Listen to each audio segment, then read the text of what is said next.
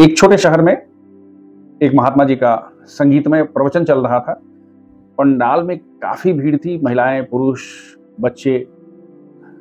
महात्मा जी लोगों को चित्त, मन, क्रोध, शांति, अशांति के बारे में बता रहे थे और लोगों को ये बता रहे थे कि भाई छोटी-छोटी बातों को नजरअंदाज करना चाहिए, छोटी-छोटी बातों पर गुस्सा नहीं करना चाहिए।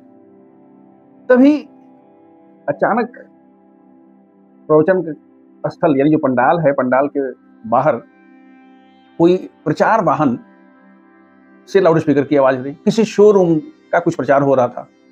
शायद जो उस प्रचार वाहन का चालक था, वो स्वामी जी का प्रवचन सुनने के लिए वहीं रुक गया, लेकिन लाउड स्पीकर बंद करना भूल गया होगा शायद।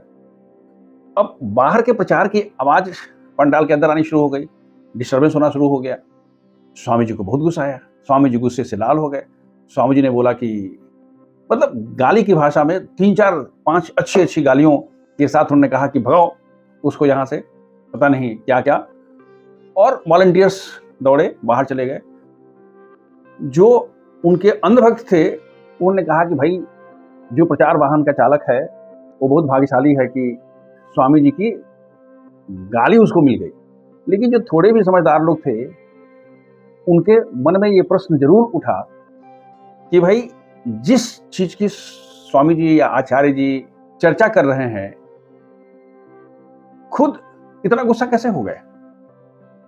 और ये कैसे हो सकता है कि वो छोटी बातों को अवॉइड करने के लिए कह रहे हैं और अपने 1-2 नहीं 4-5 लगातार गालियों की झड़ी लगा दिया। देखिए, मेरा अपना मानना है कि चाहे कोई भी व्यक्ति हो, एक साधारण से साधारण व्यक्ति हो या कोई महात्मा हो, आचार्य हो, व्यक्तिगत स्तर पर सबकी अपनी कुछ कमियां हैं, कुछ अच्छाइयां हैं। कोई भी व्यक्ति अगर आपको उपदेश दे रहा है, इसका ये मतलब नहीं है कि उसने सब कुछ अपने जीवन में उतार लिया है और उसका व्यक्तित्व आपके लिए आदर्श हो गया। हाँ, अगर ऐसे कोई महात्मा हैं जिनके अंदर अलौकिक शक्ति है, सम्मान किया जाना चाहिए, आदर किया जाना चाहिए, भक्ति की जानी चाहिए। लेकिन हर उस व्यक्ति का जो आपको सन्मार्ग की बात बता रहा है, ज्ञान की बात बता रहा है, उसको एक-एक बिंदु पर उसको अनुकरण करना बहुत अच्छी बात तो नहीं है। क्योंकि जिन बातों को लोभ, मोह, लाभ, हानि, क्रोध, द्वेष, ईर्ष्या, मात्सर्य जिसकी हम बात करते हैं या महात्मा जी बात करते हैं या कोई संत बात कर रहे हैं, वो सिर्फ प्रवचन सुनने से नहीं, उसके लिए चिंतन, मनन, अभ्यास और सबसे बड़ी बात है, ईश्वर की कृपा होने से ही वो कम होता है या खत्म तो होना संभव नहीं है। इसलिए मेरा अपना विचार है कि सत्संग में ज़रूर जाइए, अच्छी बातों को ज़रूर ग्रहण करिए, लेकिन अगर कहीं किसी भी संत या महात्मा या साधु सन्यासी की कोई व्यक्तिगत कमी है, तो उसको पकड़ के बैठने की ज़रूरत नहीं है, क्योंकि आप तो उसके लिए गए नहीं हैं, आप तो अच्छी चीज़ के लिए गए हैं।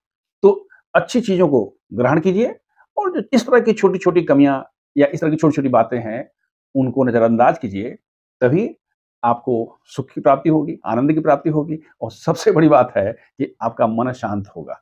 सर्वे भवन्तु सुखिनः, सर्वे सन्तु निरामयाः, सर्वे भद्राणि पश्यन्तु, मा कश्चित् दुःख भाग् भवेत्।